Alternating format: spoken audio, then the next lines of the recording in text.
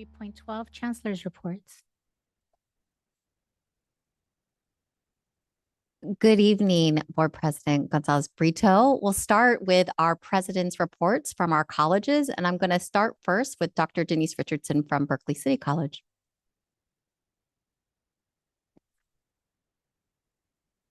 Good evening, Chancellor Gilkerson, Board President Gonzalez-Brito, trustees, colleagues, students, and members of the community. I am pleased to report that the enrollment is on the rise at Berkeley City College. The spring 2024 enrollment update as of today is that we have a 6,145 head count. The same day in spring 2023, it was 6,048. So that's progress. Class enrollment is 11,072. Same time in spring 2023, it was 10,532. Our total FTES of resident and non-residents is 1,334. The same day in spring 2023 was 1,280. So we're excited about this progress.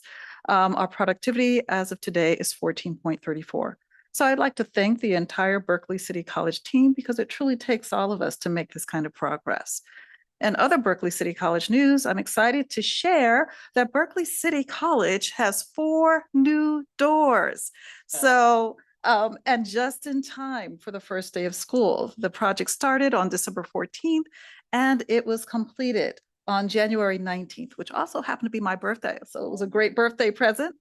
And we're just so excited that we're able to welcome our students through our brand new doors. I'd like to thank the Kitchell Group, their Vice President of Administrative Services, VP Sean Brooks, and his team for doing an outstanding job getting that done. We are in April of 2024, BCC will commemorate its 50th year. So we would like for you to stay tuned. We've got a lot of events planned, including a parade and lots of historical events that are going to be taking place during that month. To launch the celebration, we had a 1970s themed party before the break, complete with bell bottoms, fringed vests, and a classic pair of silver platform shoes. So a good time was had by all. On behalf of Berkeley City College, I want to welcome our new Chancellor, Dr. Tammeil Gilkerson. I'd also like to thank you so much for coming to our campus earlier this month with your team. It was a shot in the arm for all of us. We're excited about your leadership and look forward to working with you in the coming years. That concludes my report for Berkeley City College. Thank you so much, Dr. Richardson. Now we'll move to College of Alameda. Thank you. Good evening, President Gonzalez-Brito, trustees, Chancellor Gilkerson, colleagues, and students. Mic, please. Oh, mic, please. Okay. So, should I start from the beginning or are you able to hear me? All right. So, good evening, President Gonzalez-Brito, trustees, Chancellor Gilkerson, colleagues, and students. The beginning of each semester, it's always joyful, especially for someone who has been a long-term faculty. Because as we get to welcome students, we also get to see them study hard and get a step closer to reaching their academic goal and completing their studies and going in the world to make some great changes. This spring semester was special because before the semester started, we had Chancellor Gilkerson visit us and meeting with faculty, classified professionals, students, and administrators. It was a pleasant visit. We even got to give her a tour of the college, which was a little bit quiet because it was a week before the start of the semester. It was really exciting to see how the COA family members shared with the Chancellor the success on their ABCs, academic excellence, creating some innovative curriculum and programs, budgetary competency, being for a second year in a row with a balanced budget, and also community engagement, increasing our ties in our communities and partnering closely with nonprofit businesses, the chamber, and all the mayor office and all community partners. Classified professional had the opportunity to share with Chancellor Gilkerson that they created their first classified professional development committee, and we're going to have a huge celebration coming soon. And this was funded and supported by our IEPI grant and led by our classified professionals, Juana Rollins and Luis Martirez. Also, the faculty had a chance to report about the great work done by the Enrollment Task Force, funded by the IEPI grant. We were committed to look together at trends because the post-COVID enrollment always presents some challenges, and one set of eyes and one mind alone cannot solve it. We have to be on it together. So the Enrollment Task Force Committee worked during the winter break to provide some recommendations for administration and for each other, and to see how can we support more students. This spring semester is starting much better than last spring. In fact, it's the best spring we have seen in the last 3 springs. This is true for all 4 colleges, but I'll talk for College of Alameda. So we have 18% more students spring to spring, and we have 19% more FTS. Still not at 100% of the target because we have more late started classes starting that are ahead of us. So great welcome week at College of Alameda, and President Myers, ASCO's president, talked about what is happening every day. Today was Test Tuesday and the market, and also we had tables focusing on basic needs, C2C and workability, wellness center, and financial aid. And I wanted to talk a little bit about enrollment. This enrollment increase, it's a collective work, but I want to give special thanks to the district marketing team, Mark Johnson and everybody, Marcus Krios, Faiza, and everybody in the Angel and everybody in the team. And special congratulations to Kathy Suma, who helped the College of Alameda in our specific advertisement campaign. So we are all over the community, being this in virtual community, Spotify streaming platform, the KRZZ FM Spanish language station, Google Ads, social media advertisement, Facebook, Instagram, AC Transit buses, Alameda Post. And it's really good to see the college out there in community. And also during this winter break, we met with AUSD leadership to see how we can have a summer breach program, or probably build a summer schedule that will support our seniors. So thank you again. So a great way to start this spring, and hopefully gets better from here. Thank you so much, President Bajrami. Appreciate the report. Now we'll move to Laney College. Dr. Besikof. Good evening, Chancellor Gilkerson, Board President Gonzalez Brito, members of the governing board, colleagues in education, and of course, our valued students and community members. I'd like to go ahead and start off with a point of personal privilege and just say welcome to my former president and our current Chancellor, Dr. Tammeil Gilkerson. Look forward to serving with you again, and appreciate everything. Things have been busy at Laney. We've had just an incredible welcome week so far. The rain doesn't stop us. And the great work continues. As I've reported in previous board reports, we've really had a great emphasis on health and mental wellness at Laney. And on the quad tomorrow from 11:30 to 1:30 p.m., we will be conducting Wellness Wednesday, where there will be a lot of campus and community resources available to our students and the community. Thursday also emphasizes what's called Thriving Thursday, as a lot of our community employment resources will have the spotlight of the quad, again from 11:30 to 1:30, and certainly the public and our students are welcome to stop by. And then as the work of enrollment is always continuing on Friday, really it's an opportunity to meet with a counselor, apply for financial aid, update ed plans, and do a lot of those things in registration that students can still do for the full term before the deadline of the 27th, the last day to add a class. So lots happening, but behind the scenes, this event takes place because of our student leadership, our Office of Campus Life, our Employment Services Center, our Wellness Center, and so many others. And it's just great to see when we come together. Just wanted to go ahead and check in as well with a brief enrollment report. A year ago, we saw double-digit increases with our enrollments, and we've somehow managed to top that as well, despite a schedule that is 3% smaller than a year before. We're still seeing a 4% increase in our enrollments. What that means to, I guess, everyone would be approximately 300 more students and more than 600 more seats filled this semester, on top of the great work we did last year. So I think that's great.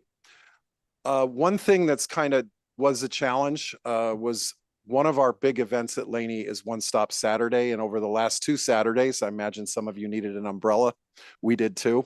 The public did turn out. They did sign up for classes, but just to really reinforce the idea that students can still register, we have done some additional, for this week, targeted social media and direct email messages, reminding students that they can still register for classes. So the work certainly continues. I also would like to just express appreciation to the team at Laney. In addition to the great work with One Stop Saturday, we've had Ask Me tables that have been pivoting in the rain and greeting students as they come to campus, and really kind of an all hands on deck thing that's been happening. But also in the midst of preparing for the new semester, the team at Laney, particularly our custodians and those as well in food services and administrative services, took a lot of time and effort as well to welcome the district for District Flex Day. And it was a wonderful day because it was a day with 2 chancellors and not one, Dr. Gilkerson and of course our state chancellor, Dr. Christian. And I just really would like to express my appreciation to everyone at Laney, and of course as well our district and college flex coordinators. Finally, as I always say, the work continues. We have such incredible community partners, and with the coming weekend, Laney College will be tabling and will be present in the Lunar New Year celebrations, both with the Oakland Chinatown Chamber of Commerce and also the one held by the Vietnamese Chamber of Commerce of Oakland. So lots of fun, great stuff ahead, and that concludes my report. Thank you, President Besikof. And now, Merritt College report, Dr. Johnson. Thank you. Thank you. Good evening, President Gonzalez-Brito, Chancellor Gilkerson, Board of Trustees, colleagues, and community members. It's good to get back to work and see everyone here. So you all have my board report with you, in front of you, hopefully, which highlights our most recent community connection events. There was the Youth Exposure and Access Hub College Fair that we held on January 11th, and the Why Go to College Forum, which was co-hosted with the members of Delta Sigma Theta Sorority Incorporated on January 13th. And both of those events brought more than 200 young people to our campus. So those things are highlighted among a couple of other items in the board report. So I'd like to spend the few minutes that I do have tonight sharing some positive news in 2 areas: our enrollment and the goings on with Beta Theta Lambda, which is our Phi Theta Kappa chapter. So first, let me just talk a little bit about the enrollment. Like my colleagues here, I am pleased to share that this semester we are making some tremendous progress. We are nearly back to our pre-pandemic enrollment levels by headcount. We have late start classes that are left, as some people have mentioned. So I fully expect that we will surpass the 10,000, 12,000 headcount level by the end of the term. And maybe what's even more exciting than that, because the pandemic hit everyone hard, but at Merritt, we found that it affected African-American students probably disproportionately. Sure, that was probably the case at some of the other campuses as well, but Laney did really well in that area, I remember. So even more exciting is that we've seen a 27% increase in African-American student enrollment. So that's really, really important and exciting. So the recovery in that area is nearly complete. Overall, we have a 17.4 increase year to year in FTES. And right now we are leading the district, but it's not a competition, in target FTES target. And we're nearly at 90%, but all of the colleges are doing really well in that area. So once we do our late enrollments, late start sections and stuff, I anticipate that we're going to be, we're all going to reach our targets. So that's really exciting. I'm also happy to report that our Phi Theta Kappa chapter, which is Beta Theta Lambda, has been awarded 5-star status. So for those of you who don't, that sounds good, but for those of you who don't know what 5-star status is, it is to get this recognition, a chapter has to achieve 3 major goals. The first is hosting at least 2 PTK regional meetings. You also have to host a regional annual planning meeting, and you also have to provide training to PTK members throughout the entire Western region. This is only the second time in our chapter's history that we have achieved this status. And if that weren't enough, 2 of our advisors, Director of Student Activities and Campus Life, Ms. Doris Hankins, and former faculty member Barbara Demopoulos, are currently under consideration for PTK Advisors of the Year. So wish them luck, because they deserve that award. And that concludes my report for the evening. Thank you so much, President Johnson. We have fantastic college presidents. Thank you so much for the informative reports and the hard work by your teams. It's an honor and a privilege to serve alongside you in leading this district forward. So I'm really, really grateful for the informative reports tonight. Board President Gonzalez Brito, trustees, I want to take a moment to express my sincere gratitude for the opportunity to return to Peralta as your chancellor. I am deeply humbled and honored to step into this role, and I'm really enthusiastic about contributing my skills and passion to the district community.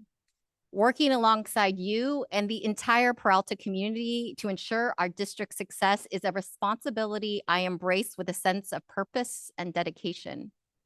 I'm genuinely grateful for the chance to serve and will endeavor to strengthen everyone's confidence in me. For those who lack some confidence in me, I endeavor to strengthen your confidence in me. I was privileged, and I want to go ahead and show my report, please, online. As some of the presidents shared, I was privileged to visit each college campus, accompanied by Sasha Amiri and Tashetta Henry, and the gracious host, the college presidents, facilitated introductions to their teams. Next slide. Showcased highlights and provided insightful tours of their facilities. Mark Johnson and his team, Marcus Creel and Faiza Ali, also documented these visits through pictures and videos, and we'll get to see some of that tonight. Each campus was unique. I love this. I've been on a college president at multiple places. There is something really special about having unique institutions that make up the fabric of this district. And so it was really an important opportunity for me to get to connect and also see each college president's distinct approaches.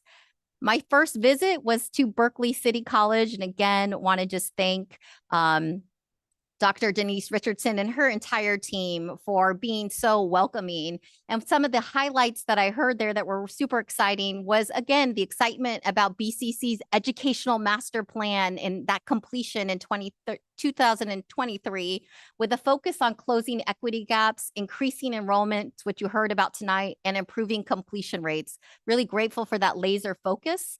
And then also excited to hear about their successful partnership with the California Institute of Regenerative Medicine, which provides students with paid internships at genetic research labs focusing on stem cell therapies. I just want to stay at every place to learn more about each thing.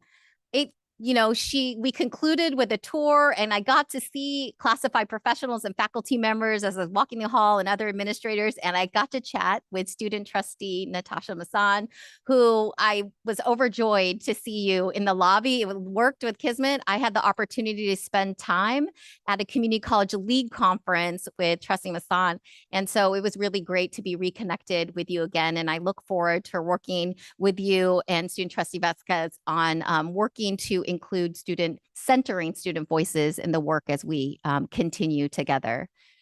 On Thursday, the next day, I had the opportunity to go back to Laney College and visit. It was sort of like a homecoming in many ways. And I really want to thank Dr. Besikof and the team that went out of their way to give me a warm welcome back, and included hearty breakfast and a heartier discussion about the state of Laney, and really some exciting things happening there. Again, highlights on the SOAR program, helping students with onboarding assistance and retention, the growth of the Welcome Center and that laser new focus, and certainly the work they continue to do to serve the community with 172,000 meals, free meals served, 40,000 free boxes of fresh vegetables, and 30,000 free pantry packages, including groceries and dairy meats and things going on.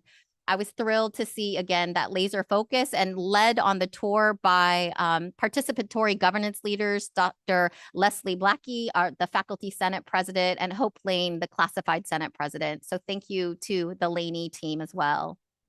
On that Friday, I got to visit College of Alameda, and Dr. Bajrami and her senior leadership team were so incredible. They gave me such a thorough review of really introducing me to the College of Alameda. And I mean, I was so interested that COA is one of the biggest feeders to UC Santa Cruz, and really learning more about the number of students. 85% of the College of Alameda students are receiving financial aid, and over 100 students received CTE degrees or certificates last year. And so it was very exciting to see that laser focus on the ABCs. I had the opportunity, Dr. Bajrami opened the work and invited a lot of leadership across the campus. And it included the Faculty Senate. I apologize. So sorry. It included faculty and classified leaders, as well as the Associated Student President, who we heard from tonight, Natay Myers, telling us about the great things happening at College of Alameda. And I love what Natay said, COA is my home, we're family here. And then finally, I got the chance to go up the hill and visit Dr. David Johnson and the team at Merritt College. And it was really a beautiful opportunity to sit together and really hear more about the history and how folks feel about serving in there. The discussion focused on the important history of Merritt College, how they, in regards to social justice, the legacy, the student pantries, and the work that they're doing to engage stakeholders. And I loved the adoption of the school mascot, the Merritt College Panthers, and appreciated the warm welcome. Faculty Senate President, Academic Senate President, Dr. Tom Renbarger, and Classified Senate President Marisol Roque, who noted she is a proud alumna of Merritt and the Peralta Colleges. And then we had an animated conversation about the need to bring students back to campus. So I want to thank each of the college presidents for their incredible support of welcoming me and the team to your colleges. Next slide. You've heard a little bit from the college presidents about our flex days that happen, and I'm proud to say that we had an incredible district flex day. And I really want to first of all thank our district flex coordinators, Chelsea Cohen, Marla Leach, and Natasha Spivey, supported by Tina Vasconcelos, in the work that did to create an outstanding program. And you could see some pictures there from the visits. We heard again from President Goldstein about the honor we had to have State Chancellor Sonia Christian visit us, who talked positively about Peralta and our progress, how proud she was. And she provided that overview of the Vision 2030 and did a general Q&A with our Senate presidents. And I want to say that I was so pleased to see the collaboration, not only with our college presidents, but with our classified Senate leadership and our student Senate leadership, but to see our academic Senate leaders collaborating together to bring this incredible conversation to our institution. So I want to just thank, and then we had incredible dance performance by the College of Alameda dancers. And so you can see some highlights there. I had the opportunity to share, as you heard tonight, some remarks, and I wanted to just actually share a video that was produced by our incredible marketing team. And just to say, this is my hope for our community. This was the end of my flex speech, and I felt like it was a way to, again, reinforce to you all how humbled I'm honored I am to work alongside you, and what we can do together with passion, purpose, and possibilities.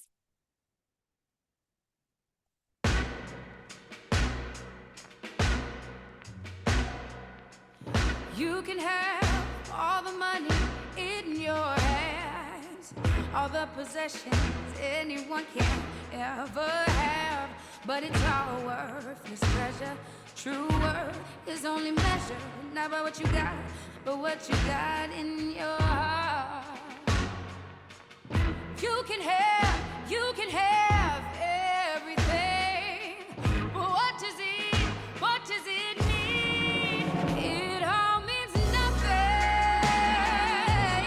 if you don't stand up for something. You can't just talk the talk, you got to walk that walk. Yes, you do. It all means nothing if you don't stand up for something. And I stand up for you. And I stand up for you. Yes, I will. Yes, I will. You do the best that you can do. Then you can look in the mirror, proud of who's looking back at you. Define the life you're living, not by what you take, but what you're giving. And if you bet on love, there's no way you'll ever lose. Take a stand, make a stand for what's right. It's always worth the fight. It all means nothing if you don't stand up for something. You can't just talk the talk, you got to walk that walk. Yes, you do. It all means nothing if you don't stand up for something. And I stand up for you, self-respect, dignity. If that's all you got, then you got all you need. And without that, you don't have a thing. Oh, no, no. Rise up, love, lift your hands. I stand with you cause I understand. Ain't here to judge, just to take a stand. The greater plans, the creator's plan. Let's all rise like the day began. Reach out and touch with the Savior's hand. On rock we stand like his native land. Let the ways of love be the ways of man. If you don't stand for something, you can't just talk the talk. You got to walk that walk. Yes, you do. It all means nothing if you don't stand up for something. And I stand up for you. Yeah, I stand up for you. And I stand up for you. Stand up for you. Yes, I will. Yes, I will. And as we close out, I wanted to just say that none of these things happen alone, right? This is a team effort. So Flex Day was not only coordinated by folks, but it was also a team effort by the Laney facilities team, a team of folks behind the scenes from Peralta TV, techs from Merritt College, and all of the colleges came together to support being able to do a high flex day to produce things like this. And so I'm really grateful to the food service from Laney College as well. So I want to thank the classified professionals, the administrators, the faculty members, and the students who all came together to create a really great opportunity for us. Thank you. Thank you, Chancellor. Okay. With that, we'll move to our consent calendar.